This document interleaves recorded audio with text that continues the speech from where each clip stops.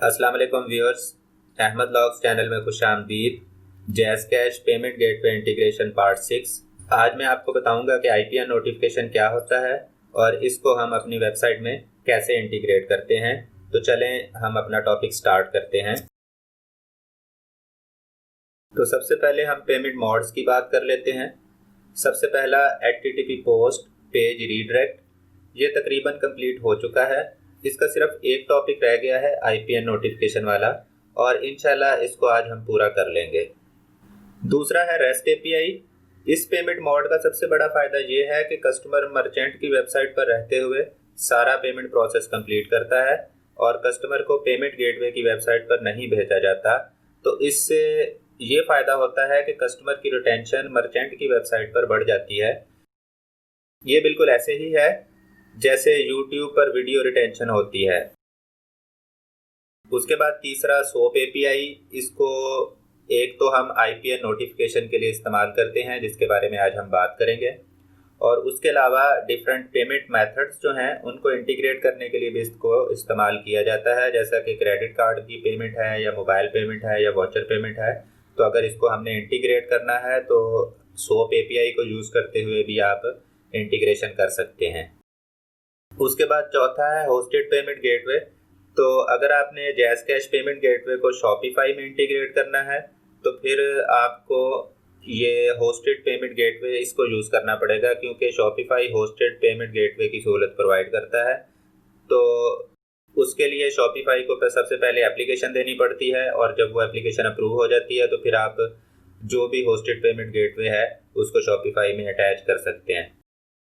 और उसके बाद पांचवा है मोबाइल एसडीके, कि अगर आपने जैज़ कैश पेमेंट गेटवे को एंड्रॉयड के अंदर अटैच करना है या इंटीग्रेट करना है तो फिर मोबाइल एसडीके को यूज़ कर लेंगे।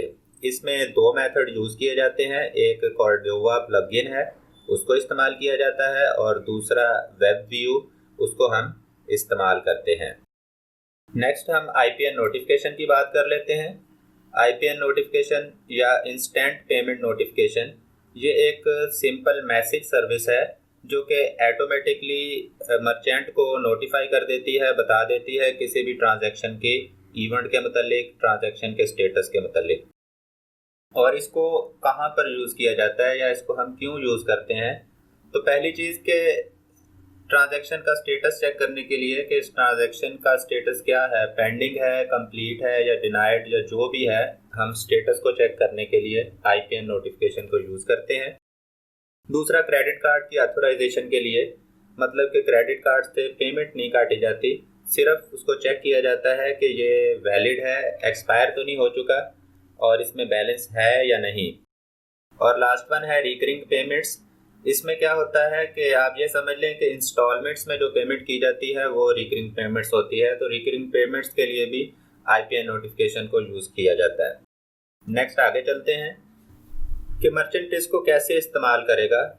तो मर्चेंट इसको इस्तेमाल करता है किसी भी ट्रांजैक्शन का स्टेटस को अपडेट करने के लिए जो डेटाबेस में स्टोर है, तो ऑटोमेटिकली ट्रांजैक्शन का स्टेटस को अपडेट कर दिया जाता है आईपीएन नोटिफिकेशन को यूज़ करते हुए। उसके अलावा इन्वेंट्री या स्टॉक उसको अपडेट करने के लिए भी आईपीएन नोटिफिकेशन को यूज़ किया जाता है कि अगर पेमेंट सक्सेसफुल हो गई है तो फिर इन्वेंट्री में से हमने उतना स्टॉक माइनस कर देना है।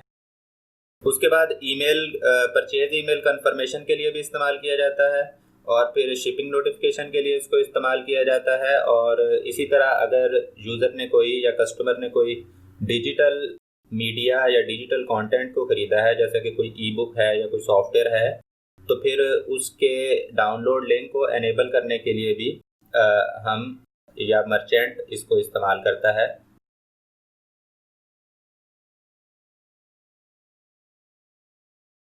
आगे हम देख लेते हैं कि इसकी वर्किंग क्या होती है।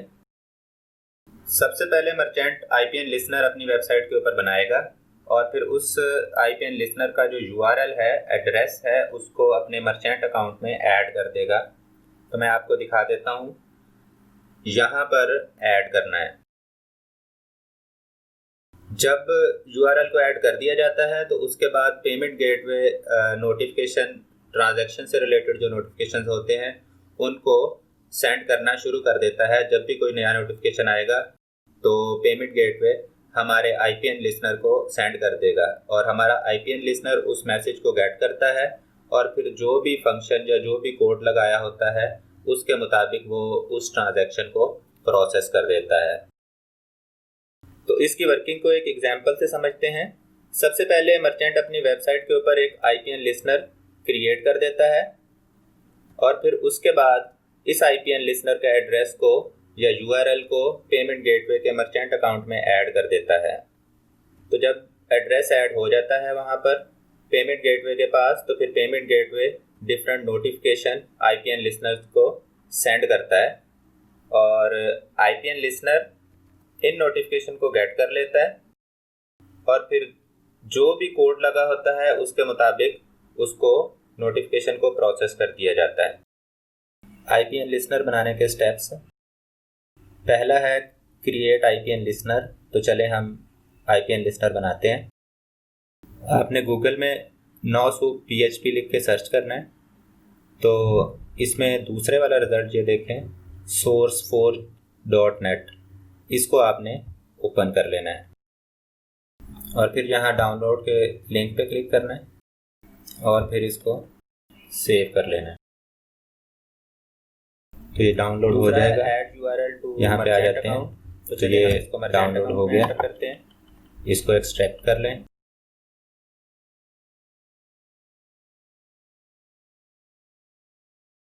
और ये फाइल कॉपी कर लेनी है आप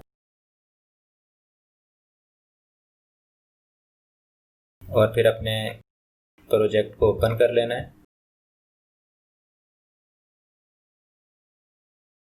यहाँ पे इंक्लूड्स वाला फोल्डर है, इसके अंदर हम इसको पेस्ट कर देंगे। तो ये फोल्डर हमारे पास यहाँ पे पेस्ट हो गया नोसूप के नाम से।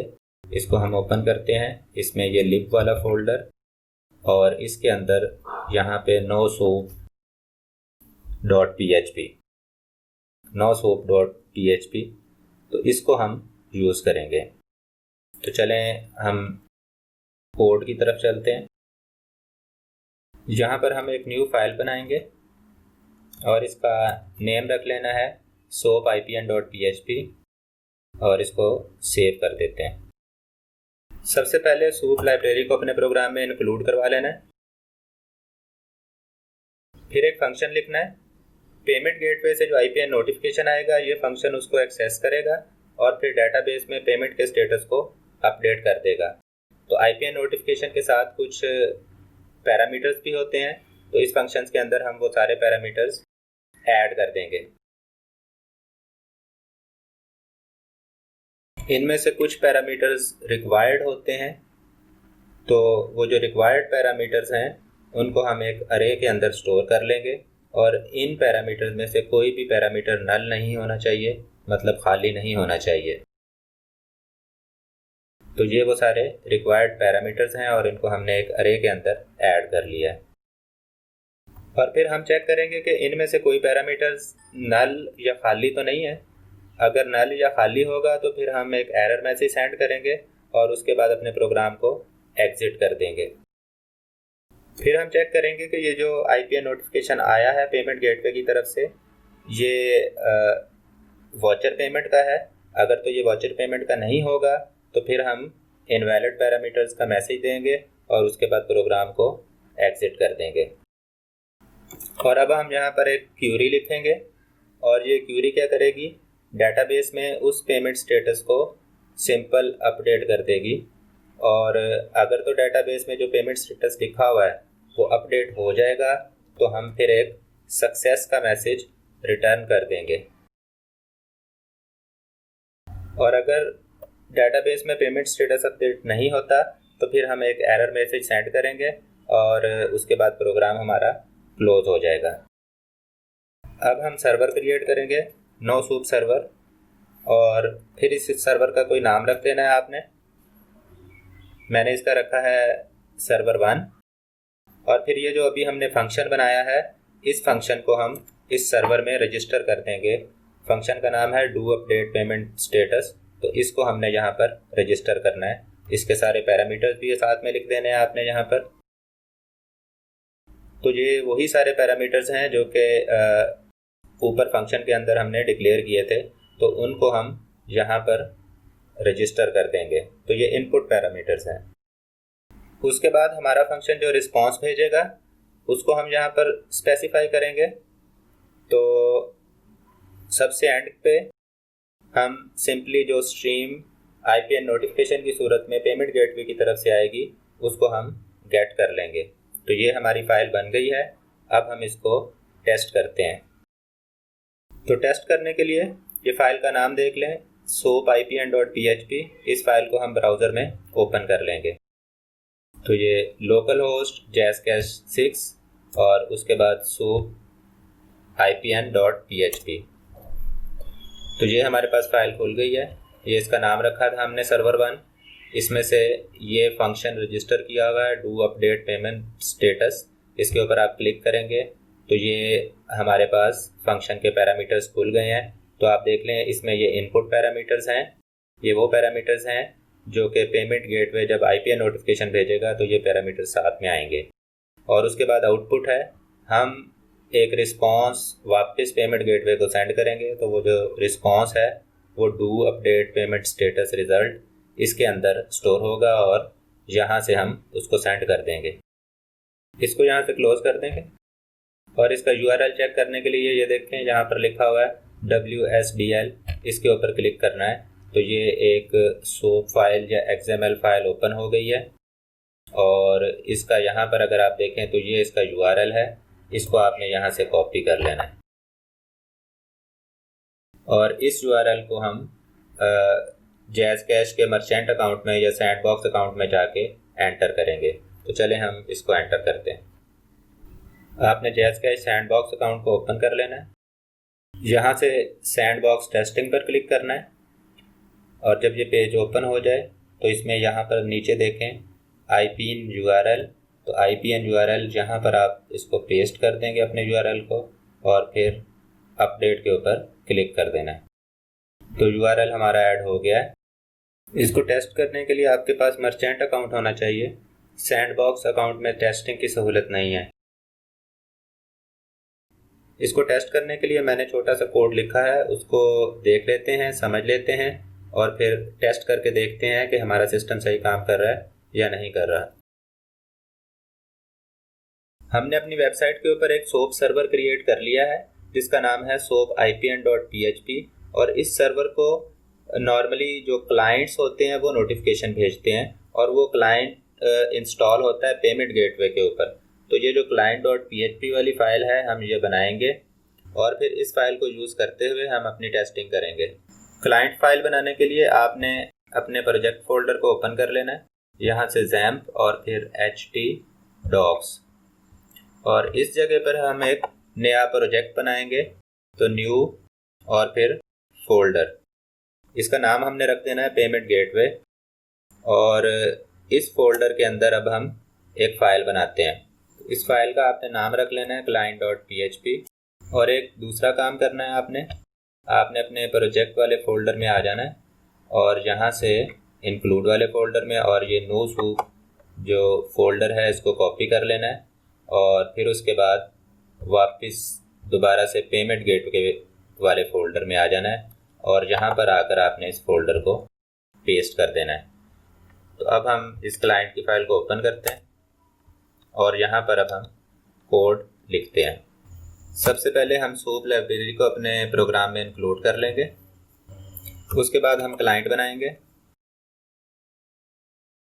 और इस क्लाइंट में वही यूआरएल देना है जो हमने अपना सर्वर बनाया था, जो उसका यूआरएल है वो यहाँ पर ऐड करेंगे और यही यूआरएल हमने सैंडबॉक्स के अंदर भी ऐड किया है। उसके बाद नेक्स्ट वैलिडेशन लगा दी हमने थोड़ी सी कि अगर क्लाइंट में कोई एरर है तो उस एरर को हम सिंपली यहाँ पर डिस्प्ले कर रहे हैं। और नेक्स्ट अब हमने एक अरे बनानी है जिसके अंदर कुछ डाटा स्टोर करेंगे जो कि हमने अपने सोप सर्वर को सेंड करना है। तो ये डाटा आइटम्स मैंने इसमें ऐड कर दिए हैं। तो ये जो डाटा आइटम्स हैं ये हम अपने सर्वर को सेंड करेंगे।